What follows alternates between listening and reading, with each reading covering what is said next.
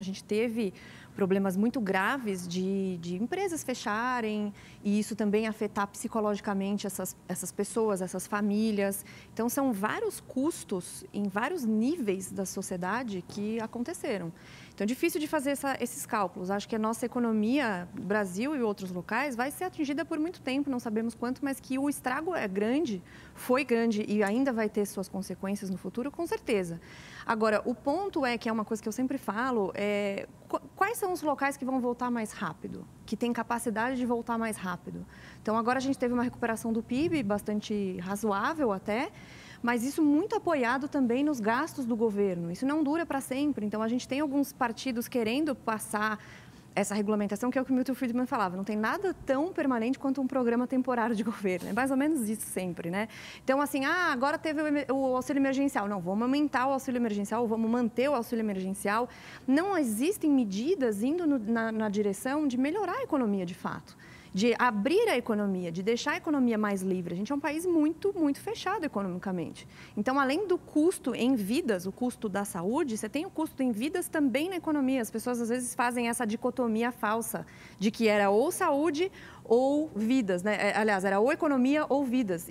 Na verdade, são coisas iguais. Você tira a possibilidade dele ter um sustento, de ter um trabalho, de ser digno, de poder trazer pão para sua mesa. Como é que você lida com isso psicologicamente, a saúde dessa pessoa? Então, são tantas coisas. Eu acho que tem muitos estudos ainda para saírem nesse sentido. Mas eu acho que a solução não é bem uma solução em todos os aspectos, porque tem essa questão da saúde que o Dr. Paulo falou, mas a única forma da gente conseguir melhorar e sair bem, como outros países vão conseguir sair bem dessa pandemia, seria aumentar a liberdade econômica, sem dúvida nenhuma. Renata, deixa eu te perguntar uma coisa. Você acha que, a impressão que eu tenho é que algumas coisas que já estavam em curso na economia, elas foram aceleradas pela pandemia. Então, a tendência de mercados virtuais, de vendas, compra e venda virtual, e talvez isso seja uma coisa que nunca volte mais atrás.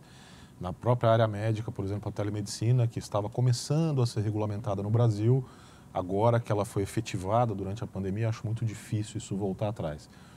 Analisando dessa forma, eu vejo no Brasil, pelo menos na minha área, uma dificuldade muito grande no setor de logística, né? Então, você compra alguma coisa por um site de vendas e aí você, dependendo de onde vai ser entregue, o frete é muito caro ou demora muito tempo para chegar, às vezes isso se extravia no caminho. Você diria que, sob esse ponto de vista, o Brasil talvez tenha sido mais atingido, porque a logística aqui ainda é um nó grande? Logística, falta de tecnologia, legislação atrasada, pesada, legislação trabalhista muito complexa. Você veja, nos Estados Unidos, por exemplo, teve uma demissão em massa muito maior do que no Brasil, inicialmente, quando a pandemia veio. Só que a contratação também é muito mais rápida.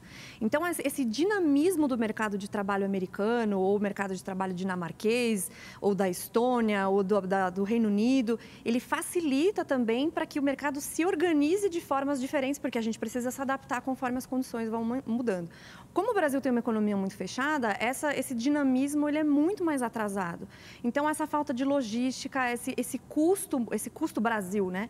O custo muito alto. Eu sempre falo que tem um estudo que mostrou que o trabalhador brasileiro ele tem 25% somente da produtividade de um americano. Isso não é porque o brasileiro é incompetente. Pelo contrário, o brasileiro tem muita criatividade, consegue empreender em coisas inimagináveis, mas ele tem uma legislação que atrapalha, muita dificuldade para empreender. A gente é um dos piores no ranking de liberdade econômica, é um dos piores de facilidade de fazer negócio, que é medido pelo Banco Mundial. Então, se fosse fácil, o cara, por exemplo, perdeu o emprego. Poxa, eu sei vender bolo, eu faço brigadeiro, eu faço, sei lá, sou torneiro mecânico. Deixa eu pôr um negócio no ar e vender. Hoje em dia a internet facilitou muito isso. A gente tem milhões de negócios funcionando pela internet. Aí querem regular, querem pôr um pouco mais de imposto. Todos esses impostos e esses entraves para empreender prejudicam justamente quem está na base da pirâmide.